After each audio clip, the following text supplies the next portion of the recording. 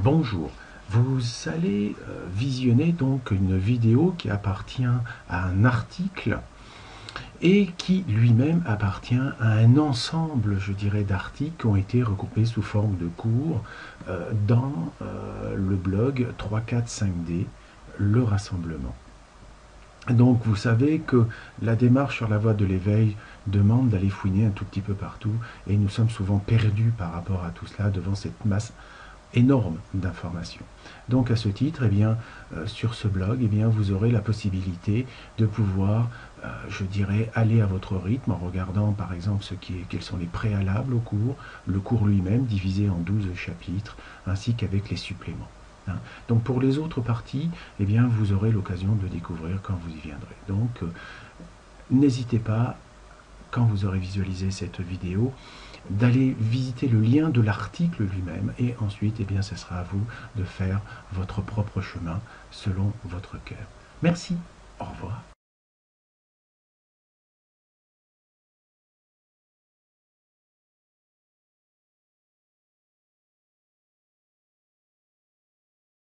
Bien, bonjour à toutes et à tous.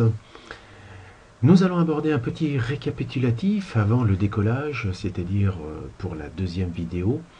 Et j'ai pensé qu'il était quand même sympathique de pouvoir faire un petit rappel. Donc là, je ne vais pas faire d'animation en tant que telle, hein, c'est pour gagner du temps, on va dire. Voilà, donc je vous ai dessiné ici les trois moteurs dont vous connaissez, le moteur du ciel, le moteur de l'homme, ou de l'humain, et le moteur de la Terre. Donc nous avons vu que ces moteurs correspondent aussi à des matrices, à des véhicules spatio-temporels. Donc il y a trois spatio-temporels, sachant que nous vivons dans un autre qui rassemble les trois, bien sûr. Donc je vous ai mis ici par la même occasion les différents chakras avec les dimensions associées. Vous pouvez voir qu'effectivement, toujours le même baratin, il n'y a pas de problème. Donc ici, il y a aussi ce que j'appelle le trigramme inférieur, le trigramme supérieur. Et ces trigrammes ont reçu, on va dire, des significations ou des mots particuliers par rapport aux différents articles que j'ai écrits. Donc le trigramme inférieur, ce que j'appelle les corps inférieurs en opposition avec les corps supérieurs. Tout ceci s'expliquera beaucoup mieux, on verra dans la deuxième vidéo. Donc ici, ça c'est ce trigramme inférieur correspond donc aux trois premiers, on va dire aux trois premiers chakras, aux trois premières dimensions, et correspond donc au monde de ce qu'on appelle de la densité. Donc c'est aussi le monde de l'ombre, puisque c'est dense. Et donc, puisque c'est dense et que c'est l'ombre, on a peur, et donc ça alimente un certain moteur de la souffrance, on va dire. La souffrance, je rappelle, est une incompréhension mentale, due généralement à la douleur, mais surtout à l'ignorance. Le trigramme supérieur, ça c'est le monde du subtil, donc on est toujours dans une densité, mais cette fois-ci subtile, beaucoup plus légère. Ensuite, je vous rappelle qu'ici que c'est le royaume du ciel, je l'ai écrit ici, c'est le royaume du ciel, alors qu'ici c'est le royaume de la terre. Et donc c'est beaucoup plus subtil, c'est vrai que l'air on ne le voit pas, on sait qu'il est là, mais on ne le voit pas quand même. C'est donc aussi un monde de lumière, en opposition avec l'ombre ici, puisque ici dans la terre il n'y a pas franchement de lumière en tant que telle, une lumière lumineuse. Ensuite, ici s'il y a de la peur, ici c'est de l'amour, on verra que la peur est généralement dû à une incompréhension, à l'inconnu, alors que l'amour accepte tout, c'est le côté magnétique, alors que ici c'est un côté électrique. Et ici, bien autant que c'est le moteur de la souffrance, ici c'est le moteur de la douceur. Donc quand nous passons dans ce monde-là, dans ce trigramme supérieur, on va dans la douceur principalement. Donc ici, j'ai donc toujours mis mes fameux premiers voiles de l'oubli, qui est donc, je rappelle, le voile de l'apprentissage, de la densité.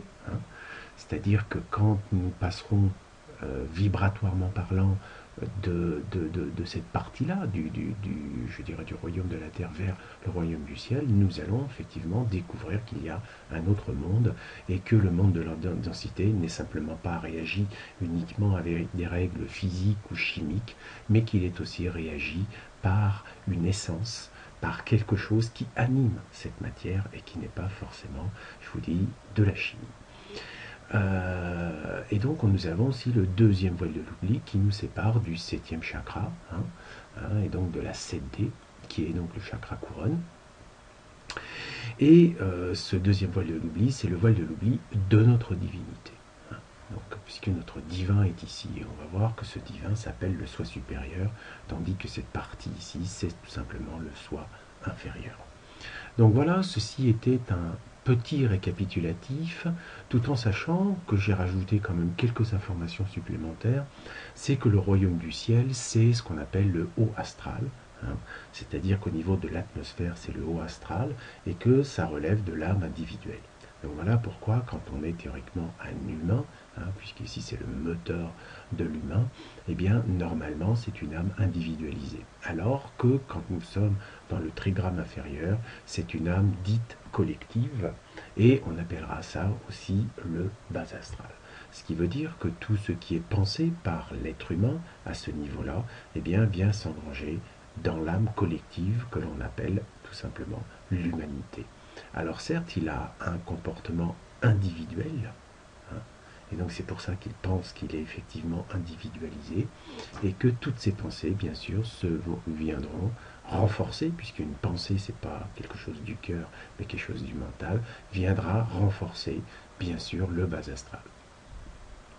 Voilà pourquoi aussi nous projetons énormément, c'est-à-dire que le préhumain, je vous rappelle, est tout simplement un animal vivant en 3D, ayant des capacités bien sûr d'âme individuelle. En résultat concret, eh bien, il assombrit énormément tout ça, et forcément quand il regarde vers le haut, eh bien, il projette toutes ces limitations de 3D vers le haut. Donc ici j'appelle ça généralement le mental égo, et on verra qu'ici c'est le cœur égo, c'est-à-dire un espèce de cœur mentalisé, un espèce de spirituel totalement mentalisé qui ne correspond pas en fait à une vérité. Alors c'en est une pour le préhumain, mais une fois qu'on passe de l'autre côté, eh bien on verra que c'est tout à fait différent. Et donc pour cela, eh bien, je vous invite à passer à la deuxième vidéo. Bien, maintenant passons à ce que je voulais vraiment vous parler. Alors on va commencer par le titre, qui dit éléments et statut vibratoire. Nous avons donc, je vais introduire déjà donc de nouveaux éléments comme on dit, mais on va parler des 4 voire des 5 éléments que nous connaissons par rapport à toute la démarche, on va dire, spirituelle. Donc déjà, dans un premier temps, vous savez comme moi qu'il y a une phase, on va dire, solide, et cette phase solide que l'on appelle la Terre, ni plus ni moins, est représentée par ce qu'on appelle le corps, la matière. Donc la matière, la Terre, le corps, c'est effectivement l'élément Terre. Ensuite, vous allez me dire, bah oui, s'il y a l'élément Terre, alors il doit y avoir un élément air. Et bien, le voici, c'est-à-dire que ici, nous voyons bien qu'il y a cet élément air. Et cet élément air, dans toujours notre démarche, on va dire, spirituelle, ça s'appelle le ciel. Et ensuite, eh bien, on verra que c'est associé à l'esprit. Alors, ici, nous voyons que nous avons la phase, on va dire, solide, la phase gazeuse, excusez-moi, et on va voir qu'il y a une troisième phase, et cette troisième phase, nous allons l'appeler liquide. Et vous allez voir que cette phase liquide, en fait, donc l'eau, puisque nous avons la terre, l'air, eh bien nous avons l'eau. L'eau est l'élément qui va transiter, qui va faire l'aller et retour entre le ciel et la terre. Donc l'eau, je vous rappelle que c'est l'élément qui permet, qui est le support de l'information pour Maman Ourantia. C'est-à-dire que Maman Ourantia, eh bien, sait ce qui se passe grâce, en fait, à l'information qui est stockée dans l'eau.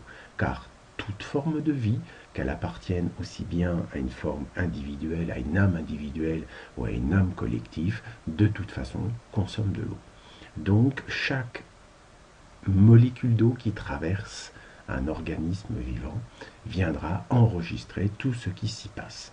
Alors, l'eau, vous le savez comme moi, correspond à l'émotion.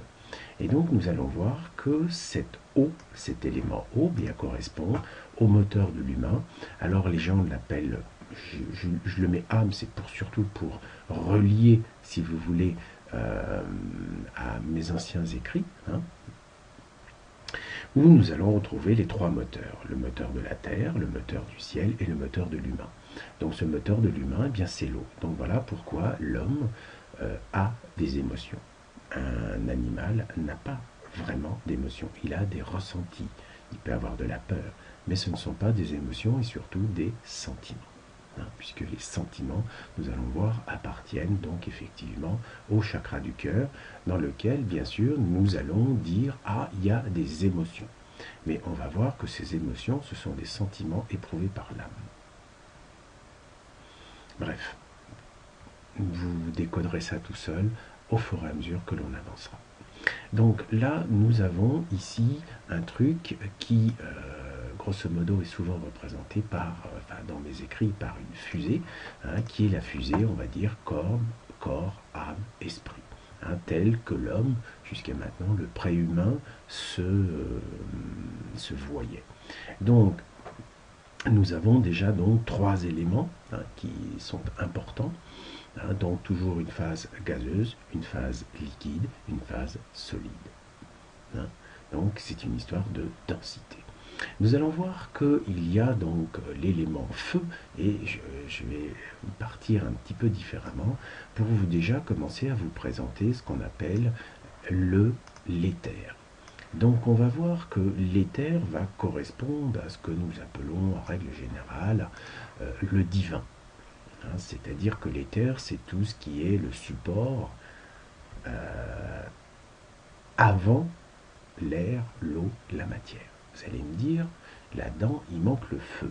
Eh bien, le feu, comme vous pouvez le voir, nous ne pouvons pas l'avoir comme un élément séparé, autant que l'eau, l'air ou la matière, car le feu est dans l'air, le feu est dans l'eau, et le feu est dans la matière. Donc le feu, il est partout.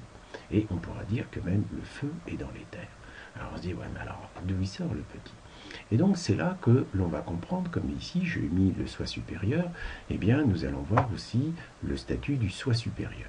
Donc, mais pour cela, nous allons tout simplement installer ce qu'on appelle, donc on a vu au niveau des trois premiers chakras ici, qui étaient les trois premières dimensions, nous voyons qu'en fait les 6 chakras sont distribués sur l'ensemble de ce qui appartient à cette fusée corps, âme, esprit. Et donc ici, si je mets ça comme ça, eh bien ça va correspondre à notre soi inférieur, c'est-à-dire à la partie incarnée, hein, c'est-à-dire le corps physique dans lequel il y a une âme et dans lequel il y a un esprit, on va dire. Et ceci, bien sûr, est rattaché à, vous le savez maintenant, donc au fameux chakra couronne. Hein, donc là, je vais représenter un petit voile de l'oubli, comme j'ai toujours l'habitude de les mettre. Hein. Donc on ne va pas rompre aux habitudes. Donc ici, on a bien les voiles qui font les séparations. Hein. Donc ici, vous avez bien la Terre et la surface de la Terre qui est bien une séparation, une frontière avec l'élément air. Et cet élément air a lui-même une frontière avec le côté éther. Donc voilà pourquoi dans l'espace, il n'y a pas, on va dire, d'air, de molécules. Hein. Donc ceci correspond à l'atmosphère. Hein. Donc forcément, puisque nous savons tous que nous avons 12 chakras, eh bien on peut comprendre que effectivement, si je vais mettre tout ça ensemble, celui-là, je vais peut-être l'agrandir un petit peu pendant que j'y suis. Donc ici, eh bien, nous avons bien notre soi supérieur, qui comprend donc les 6 dimensions, hein, à ce niveau-là, de la 7D à la 12D. Et donc, si vous avez suivi bien sûr mes anciens délires, eh bien vous savez que ceci nous mène jusqu'au soleil. Donc le soleil, hein, donc entre le soleil et la terre, eh bien il y a effectivement notre soi supérieur. Alors ça, on peut le voir bien sûr sous une forme de distance. Hein. Donc ici, je rappelle que c'est le sous-logos et ici le sous-sous-logos, puisque le logos vient du soleil central vers le soleil solaire. Un soleil, excusez-moi quand je dis le soleil solaire, c'est le soleil du système solaire. Et donc, eh bien, le feu, vient d'un petit peu d'avant et qui s'appelle tout simplement le grand soi. Le grand soi est l'élément feu. Hein, puisque je vous rappelle qu'un esprit directeur est à cheval entre le soleil central, hein, il est juste au milieu, entre le soleil central, grand-père Alcyone, et nous. Et donc nous avons bien sûr une particule d'esprit qui va venir se loger exactement ici, c'est-à-dire dans le muscle cardiaque situé bien sûr à la jonction entre le cœur chakra, c'est-à-dire le chakra du thymus, et le chakra du plexus solaire. Donc notre cœur physique contient bien une étincelle d'esprit qui arrive de l'esprit directeur. Et donc cet esprit, forcément, il vient de là, qui est l'élément feu. Donc ici, quand nous regardons ceci, eh bien, vous voyez un petit peu mieux maintenant, j'espère, l'étagement de comment ça se passe au niveau des différents éléments. Donc vous allez bien retrouver les 5 éléments. Donc d'abord, l'élément feu, qui est l'esprit par définition, hein, c'est-à-dire la partie active de l'entité que nous appelons 1. Et nous avons à partir du soleil, c'est pour ça que quand nous regardons le soleil, nous voyons qu'une boule de feu, puisque nous regardons vu de là, hein, donc on ne voit qu'une boule de feu, et on dit « Ah, ça fait des millions de degrés, tati tata tata ». Donc c'est bien une vision réelle, hein, et on parle d'hélium, c'est-à-dire du composant le plus minima qu'il puisse y avoir en termes d'atomes, hein, puisque nous sommes à la limite de la matière. Hein. Donc je rappelle que effectivement le Soleil, eh bien, à l'intérieur, on va dire, repose dans quelque chose qu'on appelle l'éther. Et donc c'est pour ça que c'est dans le vide. Et donc dans ce vide, il y a une planète Terre, sur laquelle nous avons une atmosphère, sur laquelle il y a bien sûr une croûte terrestre et sur laquelle il y a des entités, on va dire, incarnées, qui sont là pour expérimenter ce monde de la dualité de 3D, 4D. Donc j'espère qu'avec ça, vous allez déjà avoir une meilleure vision de ce qui se passe. Donc maintenant, eh bien, je vais apporter, on va dire, une grille ici pour histoire de délimiter un petit peu les étages. Et donc, par définition, je vous ai représenté aussi, je dirais, les genres, hein, c'est-à-dire le masculin, féminin. Hein, je suis toujours pour que vous puissiez vous rappeler qu'il y a une partie masculine et une partie féminine dans chaque moteur. Il y a une partie électrique et une partie magnétique. Et on ne peut pas y couper. Hein, ça, c'est flagrant. Et donc là maintenant, eh bien, je vais vous introduire maintenant quelle est la progression d'une entité qui vient s'incarner effectivement, je dirais, dans un corps, tout simplement. Car vous le savez, en tant qu'esprit, hein, et donc d'étincelle d'esprit, eh bien, nous avons commencé notre évolution en commençant par le monde minéral, puis le monde végétal, puis le monde animal, puis le monde humain. Ensuite, on verra que c'est le monde du surhumain, ce qu'on appelle globalement. Et ici, je ne sais plus, je crois que j'ai dit l'entité. Hein. Voilà. Donc, nous allons voir qu'il y a une progression vibratoire, puisque forcément, nous nous élevons en vibration quand nous allons vers le ciel et que nous regardons le soleil. Donc cette fusée vibratoire, hein, donc j'ai mis la fusée du complexe vibratoire, puisque c'est un complexe entre 3 niveaux qu'on va appeler le corps, le mental et l'esprit. Et donc ces 3 étages correspondent, je l'ai représenté sous une forme de fusée. Et donc vous allez avoir un corps, donc c'est-à-dire la partie ici qui est les moteurs, hein, c'est-à-dire ce qui va vous propulser. Et effectivement, si vous n'aviez pas le corps, hein, c'est-à-dire le moteur de la Terre, c'est-à-dire un corps physique animé d'un corps énergétique, eh bien vous ne pourriez pas tout simplement être incarné. Donc ça, c'est le corps, c'est une fusée à 3 étages, où vous avez l'étage matériel qui va vous propulser. Alors vous imaginez bien que là où il y a des moteurs, il y a un élément feu. Hein. S'il n'y a pas d'élément feu, eh bien les moteurs ne démarreront jamais. Donc l'esprit est déjà dans la matière au niveau minéral et au niveau végétal. Hein, et on va voir que le côté féminin ici, c'est le côté vibratoire, hein, c'est-à-dire, on pourrait dire l'essence, alors que ici, ça serait la carrosserie, la carlingue. Ensuite, eh bien, dans le 2e étage, ici, eh bien, on voit que ça correspond au moteur de l'humain.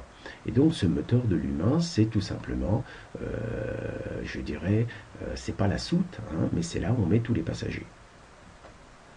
Et ensuite, eh bien, vous avez la cabine de pilotage, hein, qui est la partie supérieure, l'élément R, la cabine de pilotage où, théoriquement, l'esprit doit mener.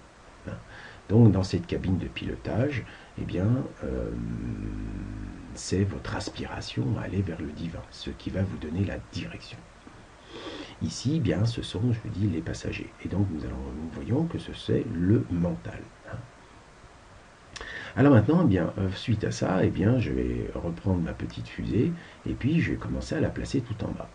Alors, si je mets la fusée ici, comme ceci, et qui va essayer de monter, bien sûr, pour aller vers le Soleil, eh bien, forcément, quand je le mets ici, ben, qu'est-ce qu'on voit? Il est complètement dans la matière. Et donc, étant complètement dans la matière, eh bien, on va avoir un ennui, c'est-à-dire que là, on regarde que, machinalement, on aura le droit à un animal, c'est-à-dire qu'il va y avoir simplement une vie mise en automatique, c'est un pilotage absolument automatique, hein, ici. Nous sommes en pilotage totalement automatique, c'est pour ça que les animaux ont un cerveau avec bien sûr une moelle épinière, puisqu'ils sont là simplement pour, on va dire, excusez-moi, survivre dans un environnement. Hein, donc on voit bien qu'il y a une correspondance. Ensuite, eh bien, excusez-moi, je vais faire ça. Eh bien, ici, quand la fusée commence légèrement à décoller, eh bien, nous allons effectivement avoir donc un début ici d'individualisation, car je vous rappelle que ceci correspond à l'individualisation de l'âme. Hein, alors que si on est dans une âme collective, au niveau animal, ici nous sommes dans une âme individuelle. Ça veut dire quoi? Eh bien que là, le copilote, il n'est plus en automatique, il peut commencer à bouger comme il veut. Hein, c'est-à-dire que, au lieu d'être, disons qu'au lieu d'être dans un train où vous avez juste un chauffeur qui peut que ralentir, freiner ou accélérer, mais il ne peut pas changer de direction puisqu'il est sur des rails, ça c'est la façon animale. Et par contre, au niveau, donc, on va dire, de l'humain, hein, des gens qui seraient donc en 4D, eh bien, là, lui, il n'y a plus de rails. Il est sur une route et il conduit la voiture. Donc là, comme dirait l'autre, il peut partir dans les fossés. Donc vous imaginez bien que quand nous sommes ce que j'appelle un préhumain, eh bien le préhumain c'est quelqu'un qui en fait va se balader globalement à ce niveau. Hein, c'est-à-dire, je le mets légèrement là, mais bon, c'est pas très précis, je suis désolé, mais globalement, comprenez bien, un préhumain par définition, c'est quelqu'un qui va utiliser donc le mental, parce que vous savez qu'ils sont en démocratie, donc ce qui veut dire que c'est les passagers qui commandent. Hein, et puis le pilote il fait ce qu'il peut, quoi. C'est tout juste s'il n'a pas un pistolet sur la tempe. Hein, puisque quand on est religieux, c'est quasiment le pistolet sur la tempe à ce niveau-là. Donc je dis ça pour que vous compreniez que quand il y a des pirates de l'air qui veulent détourner un avion, eh bien ils sont généralement des passagers et puis en cours de vol, ils viennent dans la cabine, mettent le flingue sur la tempe du pilote et disent maintenant tu vas aller où je veux. Et donc, c'est bien un mental égo qui fait sa loi. Alors, bien sûr, vous pouvez imaginer que là, le moteur du corps ici, il joue tout simplement au niveau de la matière et aussi du deuxième chakra, c'est-à-dire tout ce qui touche l'alimentaire, le sexuel, etc. Et puis là, il veut sa petite maison parce que pour lui, sa fusée, eh bien, plus sa fusée, excusez-moi, sera bien posée, ancrée par terre et bougera pas son cul selon des rails, c'est-à-dire je vis, je bosse, je meurs, tout en sachant que je me reproduis entre les deux, voilà les rails de l'habitude du préhumain. Hein. Donc là, je vous dis, il faudrait que je fasse à peu près un truc comme ça, pour faire quelque chose un petit peu plus précis. Vous savez, alors le préhumain, il a quand même un petit pied dans le cœur. Mais bon, j'espère que c'est la logique, hein, que vous comprenez qu'est-ce qui se passe véritablement. Donc, on peut dire que le décollage de la fusée est très difficile, car vous le savez comme moi, plus nous sommes proches du noyau de la Terre, et plus aller dans l'espace est très difficile. Donc ça demande énormément d'efforts.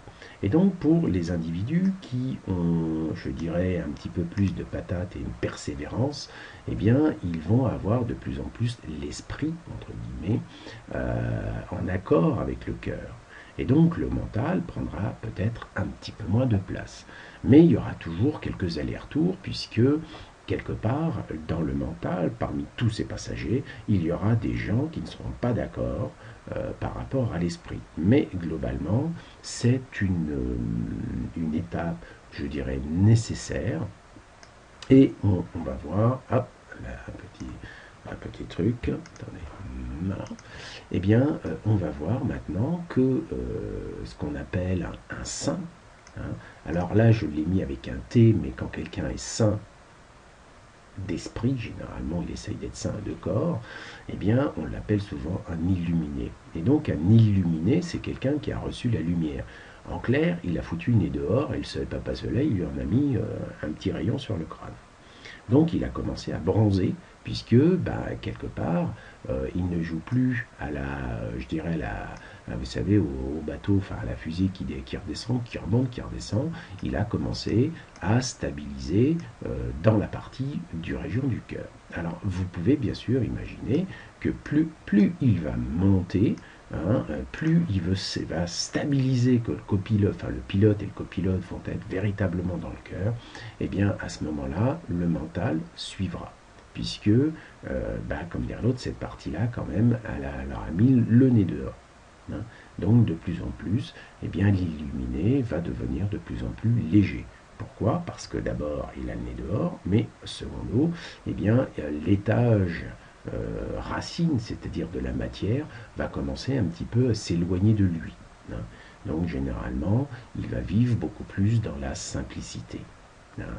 Moins de choses matérielles. Disons qu'il n'aura plus cette obsession de la matérialité, entre guillemets, de la possession, etc.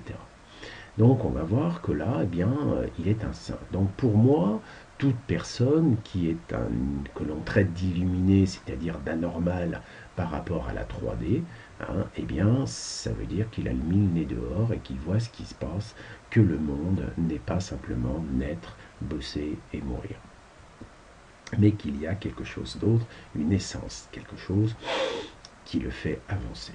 Alors bien sûr, il va continuer dans sa quête, entre guillemets, et donc il va, en moyenne, continuer à monter. Et donc, plus il va monter, plus il va se rendre compte, par exemple ici, que le copilote peut commencer à co-créer, puisque nous sommes au niveau de la gorge. Donc le moteur du ciel, hein, et donc là il va se rendre compte qu'il a une responsabilité, qu'il est capable de créer tout ce qui va se passer derrière, et que il va falloir qu'il prenne ses responsabilités. Et là on voit que le mental n'est plus directement complètement en 3D, on voit que le mental suit et il va écouter le cœur, puisque d'une certaine manière, eh bien, il a commencé à mettre le nez dehors, et comme dirait l'autre, quand les passagers commencent à regarder à travers le hublot, parce qu'avant ils étaient dans un silo, eh bien là, quand ils commencent à voir, je dirais, le soleil à travers le hublot, eh bien, ils commencent à dire, ah oui, d'accord, alors là, je suis. Hein. Donc j'espère que vous comprenez un tout petit peu mieux comment ça se passe. Donc un illuminé qui commence à mettre vraiment, je dirais, les passagers de plus en plus en dehors du silo, c'est-à-dire de moins en moins dans la matérialité, eh bien ça va être beaucoup plus facile pour lui pour continuer. Alors, bien sûr, plus la fusée monte et plus ça sera facile de monter, hein, puisque la force d'attraction ici deviendra de plus en plus faible. Alors, il y arrive bien sûr à un moment, à un stade où la fusée va arriver au niveau, ce que j'appelle du maître. Alors ici, si je remonte ma petite fusée, hein, je continue à monter ma petite fusée ici jusque-là par exemple, hein, excusez-moi, c'est pas très précis, Word ne me permet pas de faire forcément tout ce que je veux. Voilà, donc ici, bien, quand un individu arrive à ce stade, ça veut dire que pratiquement, il est au niveau de maître. Ça veut dire que il est en esprit, c'est-à-dire toute la cabine de pilotage est complètement conditionnée par cette capacité, donc ici on a dit l'esprit, le ciel, l'air, et il comprend que tout est changeant instantanément bien sûr, mais que son esprit est directement en relation avec l'esprit du ciel. C'est-à-dire que le copilote écoute entièrement toutes ses intuitions. Et bien sûr, il est parfaitement conscient, bien sûr, de toute sa co-création qu'il fait. Donc il sait qu'à ce moment-là, il peut contrôler, maîtriser, c'est pour ça qu'on dit le maître, il peut maîtriser ses pensées d'une certaine manière, au point qu'il peut donc maîtriser la co-création, c'est-à-dire ce qu'il va fabriquer en ce monde. Donc là, on voit aussi qu'à ce moment-là, tous les passagers sont arrivés dans le cœur. Donc là, eh bien, ça veut dire qu'il a maîtrisé ses émotions. C'est-à-dire que là, quand on devient un maître, eh bien, les émotions issues du cœur vont être regardées directement par les passagers, ce qui veut dire que le pilote de la fusée maîtrise totalement ses émotions. Ça veut dire qu'il n'est plus embarqué n'importe comment par des émotions qui sortent de c'est nous. Il a des sentiments, mais il est totalement maître de ses émotions. Il les regarde pour ce qu'elles sont, mais il n'est plus, je dirais, le pantin qui joue selon ses émotions. D'accord? Donc, vous voyez qu'il y a, comme je vous avais dit, si on veut la paix du cœur, il faut la paix du mental. Eh bien, vous le voyez là. Quand vous avez la paix du mental, c'est-à-dire que tous les passagers regardent à travers le hublot pour voir Papa Soleil, eh bien, à ce moment-là, eh bien, je peux vous dire que les passagers sont calmes. Et quand ils sont calmes, eh bien, c'est quand même vachement plus facile pour avancer. Donc là, toujours pareil, nous voyons qu'à ce moment-là, eh bien, la partie corps, au niveau du corps physique, des fusées, eh bien, on va voir que c'est arrivé au niveau de la 3D, donc ça veut dire du pouvoir. Ça veut dire qu'à partir de ce moment-là, ce pouvoir est maximal. Enfin, maximal dans le sens que vous pouvez matérialiser. D'où cette nécessité impérieuse que le copilote ne fasse pas n'importe quoi. Parce que s'il joue avec des manettes, d'une manière totalement inconsciente, là ça va lui pousser au cul d'une manière que ça va se réaliser excessivement vite.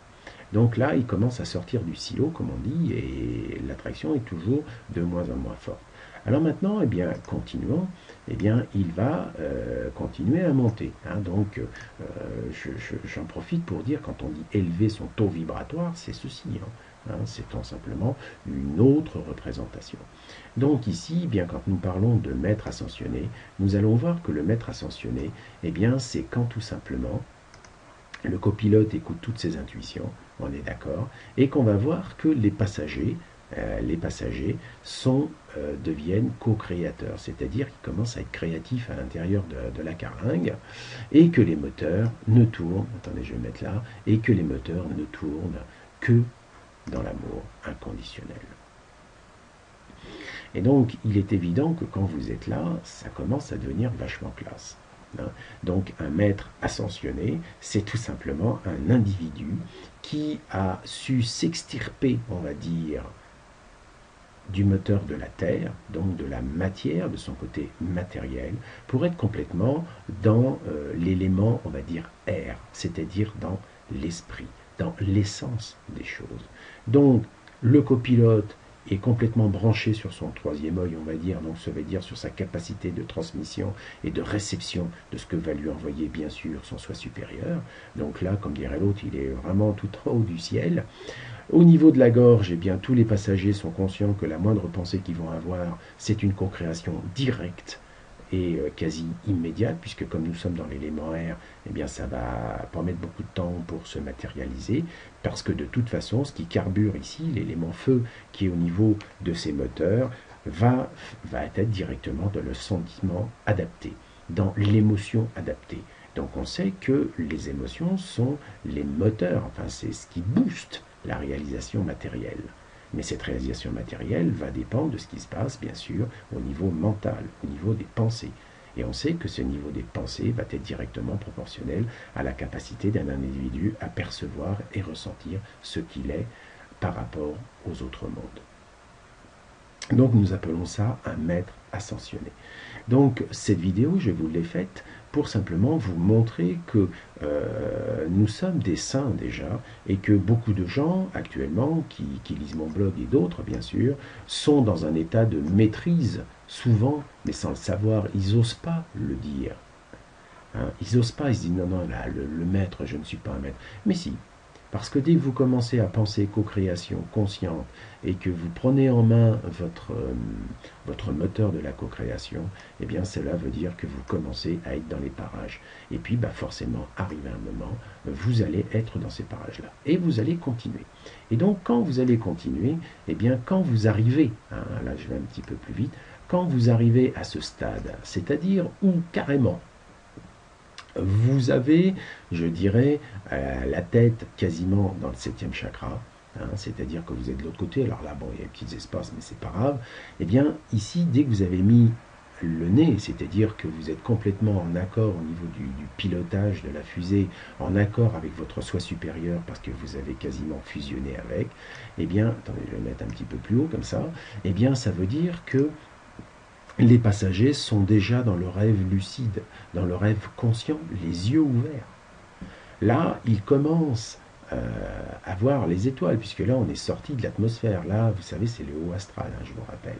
Donc, le bas astral, pour eux, ça n'existe plus, hein, déjà depuis un certain temps. Hein. Donc, ils voient qu'ils sont véritablement propulsés hein, par, effectivement, le moteur de la co-création totale. Et donc, tout simplement, quand nous en arrivons à ce stade, nous sommes tout simplement ce qu'on appelle un ressuscité, c'est-à-dire nous sommes revenus à la vie, parce que tout simplement notre esprit, la commande de la fusée est passée directement dans les mains de votre soi supérieur.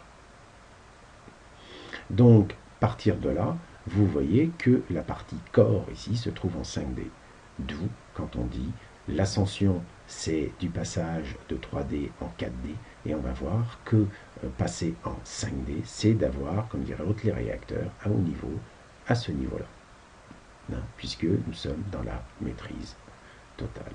Donc là, nous sommes passés dans le moteur du ciel uniquement, et donc nous quittons la notion humaine. Alors bien sûr, la notion humaine est la notion pré-humaine. Là, nous devenons des humains à part entière, puisque nous avons dépassé le stade de l'humain et donc de l'apprentissage de la dualité par le passage du premier voile de l'oubli. Alors bien sûr, ce passage du deuxième voile de l'oubli sera fait automatiquement, puisque si vous en arrivez là, c'est que vous êtes en connexion effectivement totale, donc ces deux frontières disparaissent totalement. Donc à partir de là, vous passez dans un autre espace-temps, hein, qui est la 5D, 6D. Donc quand votre corps physique passe en 5D, cela veut dire que vous êtes un ressuscité, c'est-à-dire un maître qui a ascensionné. Alors, vous voyez que des maîtres ascensionnés, autant nous pouvons en compter une petite, je ne sais même pas s'il y a une centaine dans l'humanité de connus, même dans le passé, on va dire, en mettant tout le monde, eh bien, imaginez la somme fabuleuse, la quantité incroyable qu'il va y avoir d'humains et de préhumains actuels, ou d'illuminés si vous voulez, qui vont véritablement ressusciter, hein, qui sont déjà des maîtres ascensionnés, enfin maîtres pour beaucoup, maîtres ascensionnés qui sont à la limite. Donc, par rapport à la date de publication de cette vidéo, et donc aussi par rapport à ce qui vient devant nous, hein, c'est-à-dire le basculement en 4D, hein, avec petite visite de notre soi supérieur, donc je rappelle le 21 novembre et le 12-12, eh bien voilà ce qui se passe en fait, hein, c'est-à-dire qu'on va reconnecter dur. Hein. Donc voilà, j'espère que vous allez passer cette période de fin d'année 2012 en ayant conscience que vous êtes une fusée, hein, une fusée vibratoire, hein, et qui est un complexe puisque c'est un ensemble de 3 éléments, hein, qui s'appelle votre corps. Donc écoutez votre corps, écoutez toutes vos impulsions, écoutez toutes vos intuitions, écoutez votre petite voix, enfin écoutez tout le monde, ce qui veut dire que le pilote, copilote et tous les passagers sont d'accord, ainsi que tous les mécaniciens qu'il y a derrière. Et les mécaniciens, je rappelle, c'est votre corps. Merci, je voulais simplement vous passer cette petite info. Merci, à plus tard.